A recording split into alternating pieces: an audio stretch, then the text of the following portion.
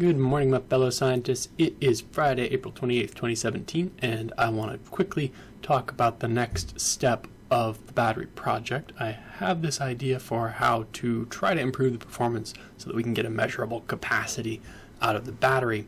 And I only have a couple minutes to talk about it today, so I'm not going to go into a lot of depth. But the big question on my mind is how copper will interact with this system. I would prefer to have an all graphite and iron system, but for now it's convenient to use a copper foil current collector on one side, and I'm not totally confident that that is a great idea. I'm afraid that in the long term it's going to be more expensive, and in the short term it might participate in the reaction, which is exactly what I want to avoid. But I'm going to try it anyway, just because copper tape is very conductive and is very cheap. So here's how it's going to look. So previously, the way I have it designed, you'd have this graphite rod surrounded by a graphite paste that has inside of it some iron oxide particles embedded. And then that would have paper around it, and then around that would be a coil of conductive iron wire.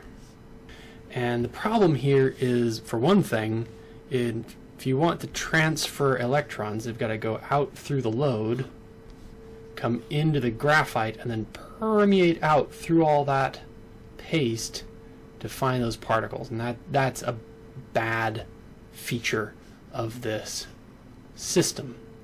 I don't want charge to have to transfer through highly resistive graphite powder in order to get to the iron oxide.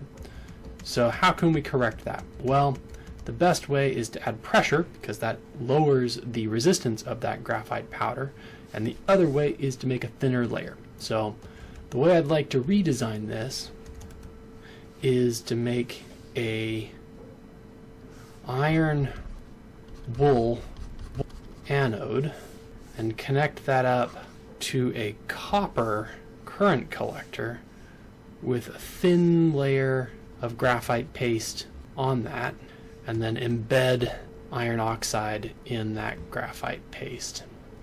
So that now the distance that charge has to transfer in order to get to the iron oxide is a great deal shorter. And of course we still need that paper separator. That whole thing can be sandwiched between a couple of plastic plates.